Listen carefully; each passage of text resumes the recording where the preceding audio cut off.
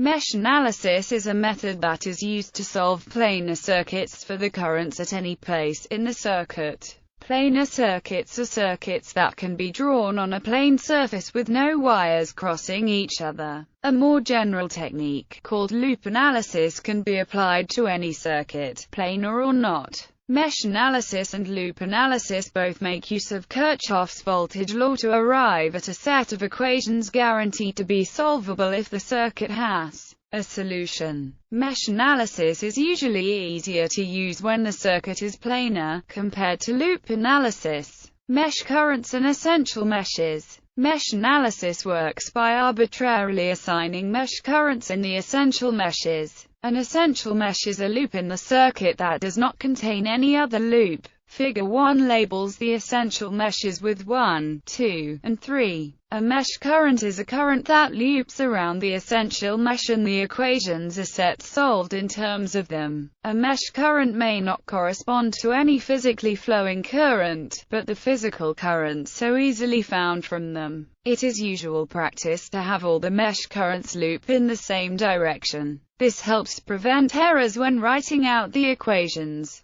The convention is to have all the mesh currents looping in a clockwise direction. Figure 2 shows the same circuit from Figure 1 with the mesh currents labeled. Solving for mesh currents instead of directly applying Kirchhoff's current law and Kirchhoff's voltage law can greatly reduce the amount of calculation required. This is because there are fewer mesh currents than there are physical branch currents. In Figure 2, for example, there are 6 branch currents but only 3 mesh currents. Setting up the equations. Each mesh produces one equation. These equations are the sum of the voltage drops in a complete loop of the mesh current.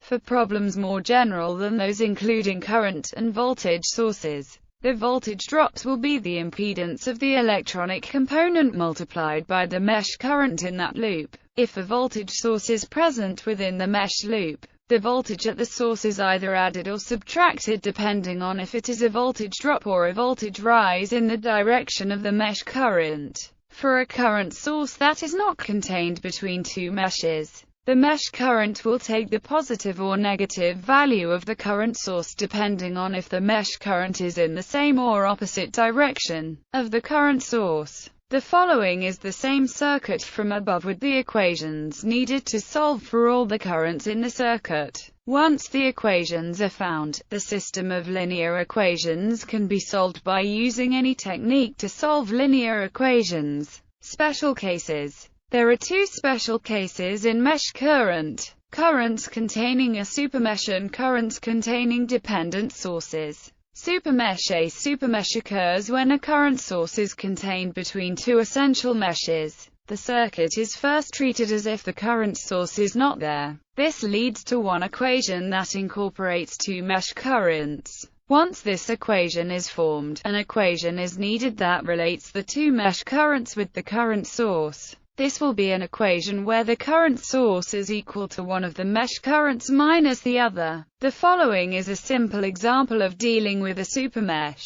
Dependent sources. A dependent source is a current source or voltage source that depends on the voltage or current of another element in the circuit. When a dependent source is contained within an essential mesh, the dependent source should be treated like an independent source. After the mesh equation is formed, a dependent source equation is needed. This equation is generally called a constraint equation. This is an equation that relates the dependent source's variable to the voltage or current that the source depends on in the circuit. The following is a simple example of a dependent source.